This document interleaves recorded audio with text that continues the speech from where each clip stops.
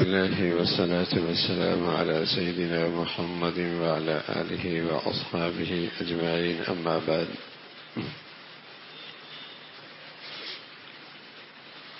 اللہ کے نبی صلی اللہ علیہ وسلم اپنے ان ساتھیوں کی اور ان احباب کی رہنمائی فرماتے، تربیت فرماتے، جنہیں اللہ نے مال کی نعمت عطا فرما رکھی تھی.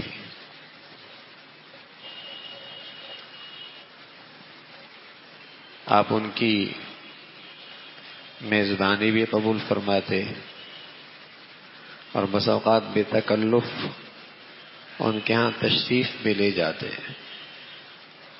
ایک مرتبہ اللہ کے نبی صلی اللہ علیہ وسلم باہر نکلے اور ایسی گھڑی نکلے کہ عام طور پہ اس وقت آپ باہر تشریف نہیں لاتے. اتنے میں حضرت ابو بکر تشریف لائے. آپ نے فرمایا ابو بکر خیریت؟ اس وقت کا آپ کا چہرہ دیکھنا چاہتا تھا، ملاقات پیشی نظر تھی، آپ کو سلام کرنا چاہتا تھا. تھوڑی دیر ہوئی کہ حضرت عمر بھی تشریف لائے رضی اللہ تعالیٰ عنہ. عمر خیریت ہے اس وقت؟ کہ یا رسول اللہ الجو، بھوک نے پریشان کیا، سوچا باہر تھوڑا ٹہل لوں، باہر نکل آؤ. کیفیت کچھ تینوں کی ایک جیسی تھی. اللہ کے نبی صلی اللہ علیہ وسلم نے اپنی حالت نہیں بتائی. حضرت ابو بکر رضی اللہ تعالیٰ عنہ بھی بس اپنی بھوک چھپا رہے. عمر آئے تو انہوں نے بتا دیا. اب یہ تینوں حضرات ابو حیشم انصاری ہیں، ان کی خدمت میں تشریف لے جانے لگے، جن کے کھجوروں کے بڑے باغات تھے، بکریاں تھیں. ان کے پاس تشریف لے گئے. ان کا خادم کوئی نہیں تھا. جب وہاں گئے تو ان کی اہلیہ سے پوچھا کہاں ہیں؟ فرمایا لگے کہ ابو حیثم قریب میں پانی لینے کے لیے گئے ٹھنڈا.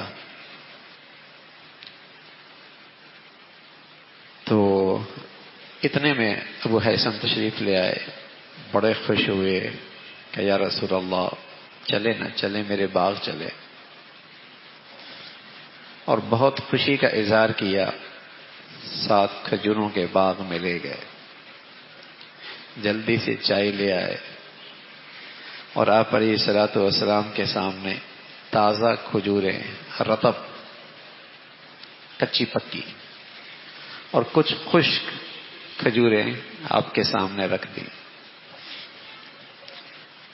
تو آپ نے فرمایا ایک ہی قسم کی کافی تھی؟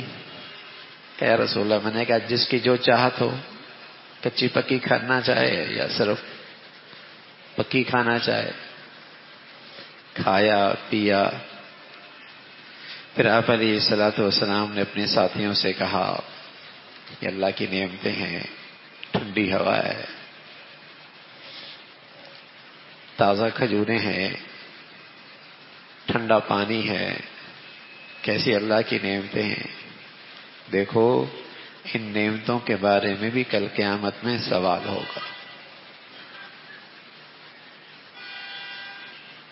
سبحان اللہ. اللہ کی نعمتیں بھی استعمال فرمائی، لیکن اس منعم اور محسن حقیقی سے ایک لمحے کے لیے بھی غافل اور غفلت اپنے ساتھیوں میں پسند نہیں فرمائی. فوراً ذہن ادھر لے گئے. کس نے دیے؟ کون ہے محسن؟ کون ہے منعم؟ اس کا کوئی حق ہے؟ پوچھو گی. نعمتیں ہیں اللہ کی. تو اچھا کھانا بری بات نہیں، اچھا پینا بری بات نہیں، اچھا پہننا بری بات نہیں، اچھے نشست و برخاست بری نہیں. بس اس ہر لمحے اس محسن کی یاد رہے کہ کسی کی عطا ہے، کسی کی نوازش ہے، کسی کی مہربانی ہے، کسی کا یہ کرم ہے کسی کی نظر رحمت ہو رہی ہے اور سچ یہ ہے کہ وہ نظر رحمت ہٹائے تو تماشا بن جائے. لاکھوں کروڑوں کی طرح ہم بھی تو اماں کے پیٹ سے جسم سے کپڑے کے بغیر ہی آئے تھے نا, ایسے ہی آئے تھے. اور آج اللہ نے لاکھوں کروڑوں سے اچھا نعمتوں میں رکھا ہے تو اس کا فضل ہی ہے نا, یہ اس کی مہربانی ہی ہے, اپنا کوئی کمال نہیں, بس اس کی نظر رحمت چل رہی ہے. تو پیارے رسول صلی اللہ علیہ وسلم کھا بھی رہے, پی بھی رہے, بیٹھے بھی ہیں, ٹھنڈا پانی بھی ہے, مزیدار کھجورے بھی ہیں, فضا بھی اچھی ہے, نشست بھی شاندار ہے, سب کچھ ہے, لیکن اس ذات کی یاد بھی ہے. اتنے میں ابو ہیثم اٹھے اور جلدی سے ان کے لیے مہمانوں کے لیے کھانا تیار کرنے لگے. آپ نے فرمایا کیا کرنا؟ کہ بچھڑا بنا رہا ہوں. فرمایا دودھ والا نہیں, دودھ والا ذبح نہ کرنا, کوئی ایسی بکری دیکھنا جس میں بکری دیکھ لینا جس میں دودھ نہ ہو. تو اس نے ذبح کر لیا اور وہ لے کے آ گئے. آپ علیہ الصلوۃ والسلام نے پوچھا حل لک خادم, کوئی آپ کے لیے خادم ہے؟ کہ رسول اللہ خادم تو نہیں ہے. تو آپ نے فرمایا ہمارے پاس آنا, کبھی کوئی قیدی آئے تو ہم چاہیں گے کہ آپ کو اس کا کوئی خادم آپ کو بھی دے دے. تو آپ علیہ الصلوۃ والسلام کیا کر رہے ہیں؟ بدلہ دے رہے ہیں. پیارے نبی فرمایا کرتے تھے جب تم پہ کوئی احسان کرے نا تو تم بھی اس کو بدلہ دے دو.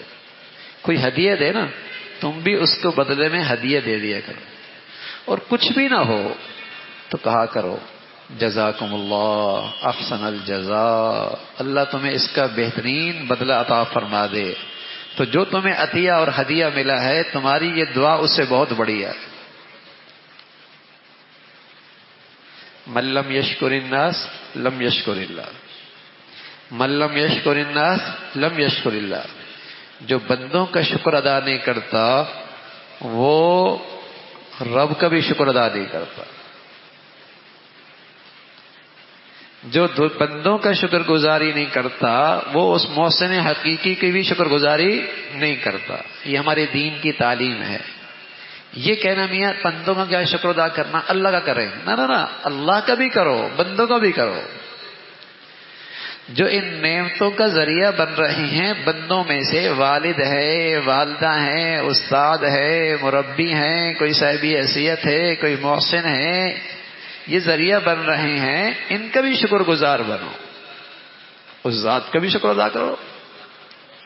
من لم یشکر الناس لم یشکر اللہ. جو اللہ کے بندوں کا شکر گزار نہیں بنتا وہ اللہ کا بھی شکر ادا نہیں کرتا. تو رسول کریم صلی اللہ علیہ وسلم یہ شکر گزاری, بھائی ہمارے پاس کچھ ہوگا تم ہمارے پاس آنا, ہم بھی تمہیں کچھ دیں گے نا. اللہ کی شان. قیدی آ گئے, دو موجود تھے. ابو ہیثم بتاؤ کون میں ان میں سے پسند ہے؟ اختر منہما, کوئی ایک پسند کر لو. کہ یا رسول اللہ یا نبی اللہ اختر لی, آپ ہی کچھ میرے لیے طے فرما دیں. تو آپ علیہ الصلوۃ والسلام نے فرمایا بھائی تم نے ہم سے مشورہ لیا نا, اب مشورہ تو امانت ہوتی ہے, تم نے ہمارے اوپر ڈال دیا نا, اب ہمیں تو بہتر سے بہتر کا انتخاب کرنا پڑے گا تمہارے لیے. بڑی ذمہ داری دے دی تم نے مجھ پر کہ میں ہی طے کر لوں. چلو یہ ہے, یہ جو ہے نا اسے لے جاؤ, اس کے اندر میں نے ایک اچھائی دیکھی ہے, یصلی, یہ نماز پڑھتا ہے, یہ نیک ہے, اسے لے جاؤ. اور تمہیں میں ایک نصیحت کرتا ہوں, پھر اس کی نیکی کا خیال بھی رکھنا, پھر اسے اچھے طریقے سے رکھنا. گھر لے گئے, اہلیہ کہ اللہ کے نبی صلی اللہ علیہ وسلم نے یہ خادم دیا ہے, لیکن ساتھ یہ بھی فرمایا استوصی بہ معروفا, اس کے ساتھ حسن سلوک سے برتاؤ کرنا. اہلیہ کہنے لگی اللہ کے نبی کی نصیحت پورا بھی کر سکو گے, خیال بھی کر سکو گے, میری مانو تو ایسا کرو اس سے اچھا سلوک کرو اور اسے آزاد کر دو، اسے آزاد کر دو۔ سبحان اللہ۔ ہاں، تو اہلیہ نے تو اور زیادہ اچھے سلوک کرنے کی تعلیم ترغیب دے دی، حضرت ابو ہیثم نے اسے آزاد فرما دیا۔ کیسے لوگ تھے بھائی، کیسے لوگ تھے، اور کیسی سمجھ بوجھ تھی۔ تو یہ پیارے رسول صلی اللہ علیہ وسلم کی مبارک زندگی تھی کہ جو ساتھی، جو آپ کے احباب، جو آپ کے محبت کرنے والے صاحب حیثیت ہوتے تھے، تو آپ انہیں نظر انداز نہیں کرتے تھے، ان کی خیر خواہی کرتے تھے اور ان کا حق ادا کرتے تھے۔ کیا کہ ان کی تربیت فرماتے، انہیں تعلیم دیتے، ان کی رہنمائی فرماتے، تاکہ جو اللہ نے انہیں دولت دی ہے یہ ان کے حق میں رحمت بن جائے۔ اب ان کا خیال رکھتے۔ ایک دن اللہ کے نبی صلی اللہ علیہ وسلم نے فرمایا اپنے ان ساتھیوں سے، دیکھو مال اچھی چیز ہے، لیکن اصل مالداری جو ہے نا، اصل مالداری وہ ہے دل کی مالداری۔ اصل مالداری ہے دل کی مالداری۔ الغنا غنى النفس، کہ آدمی کا دل بھی مالدار ہو جائے، دل بھی مالدار ہو جائے، یعنی اس کے اندر ایسی ہرس باقی نہ رہے کہ اسے حلال حرام کی تمیز ہی نہ ہو، جائز ناجائز کی تمیز ہی نہ ہو، اس کے بعد اللہ کی بندگی اطاعت کے لیے وقت ہی نہ ہو، بس اسی میں لگا ہوا ہے، تو یہ مال والا حقیقت میں اندر کا غریب ہے۔ تو اصل فرمانے لگے، اپنے ساتھیوں سے فرمایا اصل مالداری دل کی مالداری ہے۔ ایک دن صحابہ سے عرض کرنے لگے، مانتے ہو مالدار کون ہے؟ کہا یا رسول اللہ جس کے پاس مال کون ہے؟ مال بہت۔ فرمایا غریب کون ہے؟ کہا جس کے پاس مال نہ ہو۔ فرمایا نہ ہو، مالدار وہ ہے جس کے دل کی غربت ختم ہو جائے، اور غریب وہ ہے جو اندر سے غریب رہ جائے، اندر سے غریب رہ جائے۔ تو دل کی مالداری اصل مالداری ہے۔ پھر اللہ کے نبی صلی اللہ علیہ وسلم نے فرمایا بہت اچھا ہے اگر یہ دولت اور تقوی ان دونوں کا ملاپ ہو جائے، مالداری اور تقوی، دولت مندی اور تقوی ان دونوں کا ملاپ ہو جائے، کہ مال کمانے کے اندر بھی تقوی اور مال خرچ کے اندر بھی تقوی۔ قیامت میں ایک خاص سوال ہوگا، جوانی کے بارے میں تو ہو گئی، صحت کے بارے میں تو ہو گئی، زندگی کے بارے میں تو ہو گئی، لیکن دو سوال خاص طور پہ مال کے بارے میں ہوں گے۔ من این اکتسب، کمایا کہاں سے، آمدنی کے ذرائع کیا ہے، اور صرف اس پر بھی اکتفا نہیں ہوگا، ایک سوال اور ہوگا، وفیما انفق، خرچ کہاں کیا۔ صرف مالداری کے اندر حلال حرام کی تمیز رکھنا یہ کافی نہیں، میاں جہاں خرچ کر رہے ہو یہاں بھی دیکھو جائز ہے ناجائز ہے، یہاں خرچ کرنے کی اجازت ہے، اسراف تو نہیں ہے، تبذیر تو نہیں ہے۔ تبذیر کہتے ہیں مال وہاں خرچ کرنا جہاں خرچ کرنا ہی نہیں چاہیے تھا، گناہ کی جگہ تھی، جس سے رسمیں رواج پا رہی تھی، جس سے گناہ طاقتور ہو رہا تھا، جس سے برائی فروغ پا رہی تھی۔ تو پیارے رسول صلی اللہ علیہ وسلم نے فرمایا کل اللہ کے دربار میں جہاں اور سوال ہوں گے، دو سوال خاص طور پہ، من این اکتسب، مال کمانے کے ذرائع کیا، آمدنی کے ذرائع کیا۔ اللہ کے نبی صلی اللہ علیہ وسلم فرمانے لگے ایک وقت ایسا آئے گا لا یبالی المرء اخذ من الحلال ام من الحرام، آدمی کو پرواہ ہی نہیں ہوگی مال کہاں سے آ رہا ہے، کہاں سے کما رہا ہے، حلال ہے حرام ہے، بس آنا چاہیے، بس اسٹیٹس برقرار رہنا چاہیے، اسٹیٹس برقرار رہنا چاہیے، چاہے حلال سے آئے چاہے حرام سے آئے۔ اخذ من الحلال ام من الحرام، یہ پرواہ ہی ختم ہو گئی، جائز ناجائز، صحیح غلط، حلال حرام، یہ تمیز اٹھ جائے گی۔ تو اللہ کے نبی صلی اللہ علیہ وسلم نے فرمایا کہ مالداری کے ساتھ تقوی کا ملاپ ہو جائے، کہ کمانے کے اندر بھی احتیاط کرو اور خرچ کرنے کے اندر بھی احتیاط کرو، خرچ کرنے کے اندر بھی احتیاط کرو، کہ اللہ کی اس نعمت کا استعمال غلط ہو جائے یہ بھی بڑا گناہ ہے، یہ بھی اس نعمت کی بڑی ناقدری ہے. تو رسول کریم صلی اللہ علیہ وسلم نے فرمایا عبداللہ ابن حبیر فرمانے لگے ہم مجلس میں بیٹھے تھے، اتنے میں رسول کریم صلی اللہ علیہ وسلم تشریف لائے، والا رأسہ اثر ماء، اور آپ کے سر پہ پانی کے قطرے موجود تھے. ہم نے کہا یا رسول اللہ آج بڑے حشاش بشاش نظر آ رہے ہیں، طیب النفس، بڑے حشاش بشاش نظر آ رہے ہیں. تو آپ نے فرمایا اجل الحمدللہ، فرمایا ہاں اللہ کا بڑا شکر ہے، آج طبیعت میں بڑی خوشی ہے، بڑا اپنے آپ کے اندر طبیعت میں بشاشت محسوس کر رہا ہوں، الحمدللہ. پھر قوم مالداری کے بارے میں باتیں کرنے لگی، پتہ نہیں یہ اچھی ہے بری ہے، نعمت ہے زحمت ہے، مصیبت ہے آزمائش ہے، کیا ہے یہ مال؟ تو اللہ کے نبی صلی اللہ علیہ وسلم نے سن لیا. آپ نے فرمایا لا بأس بالغنى لمن اتقى اللہ عز وجل، بھائی دولت مندی کوئی بری چیز نہیں ہے اگر اس کے ساتھ تقوی ملا ہوا ہو. دولت مندی کوئی بری بات نہیں ہے اگر اس کے ساتھ پرہیزگاری ہو. اور فرمایا والصحۃ لمن اتقى اللہ خیر من الغنى، اور صحت تو دولت مندی سے بڑی نعمت ہے. صحت تو دولت مندی سے بڑی نعمت ہے. دولت ہو صحت ہی نہ ہو تو اپنی دولت کو حسرت سے دیکھے گا نا. اور خاص طور پہ جب عمر بڑھتی چلی جاتی ہے اور دولت زیادہ ہوتی چلی جاتی ہے اور جسم کی کمزوری بڑھتی چلی جاتی ہے، تو بتائیے عمر کے بڑھنے کے ساتھ صحت زیادہ قیمتی ہے یا دولت زیادہ قیمتی ہے؟ اس لیے کہ صحت نہ ہو تو آدمی مردہ کیسا ہے، مردہ کیسا ہے. تو پیارے رسول صلی اللہ علیہ وسلم فرمانا کہ صحت تو دولت مندی سے بڑی نعمت ہے. یہ اللہ نے تسلی دی ان لوگوں کو جن کے پاس زیادہ خوشحالی تو نہیں، انہیں ترغیب دی اپنے جسم پہ دیکھو، تمہارے جسم پہ ایک ایک نعمت، بتاؤ کیا قیمت ہے، اور تم خود جسم کے لحاظ سے کتنے بڑے مالدار ہو. بینائی کی کوئی قیمت ادا کر سکتا ہے؟ گویائی کی، سماعت کی، عقل و دانش کی، صحت کی، اعصاب کی مضبوطی کی، ایک ایک نعمت کی قیمت تو لگائیے نا ذرا جو اللہ نے دے رکھی ہے. مثلا ہماری کمزوری ہے، ہماری نظر اسی پہ ہوتی ہے جو میرے پاس نہیں ہوتی، اسی پر نظر جاتی جو میرے پاس نہیں ہوتی، حالانکہ عین اس وقت بھی لاکھوں کروڑوں نعمتوں سے لطف اندوز ہو رہا ہوتا ہے اور فائدہ اٹھا رہا ہوتا ہے.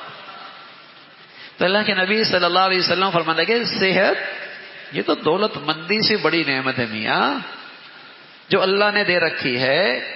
اور پھر آپ علیہ الصلوۃ والسلام فرمانے لگے وطیب النفس من النعیم، سبحان اللہ، دل کی خوشی یہ اللہ کی بڑی نعمت ہے. دل کی خوشی، دولت بھی ہو صحت بھی ہو، دل ہر وقت گھبراہٹ میں ہو، بتائیے دل ہر وقت پریشان ہو، بتائیے کس مصیبت میں. کھانے لگے ہیں، دسترخوان سجا ہے، دائیں بائیں سبھی مزے کی چیزیں ہیں، لیکن اندر ایک پریشانی ہے، بتاؤ مزہ آئے گا؟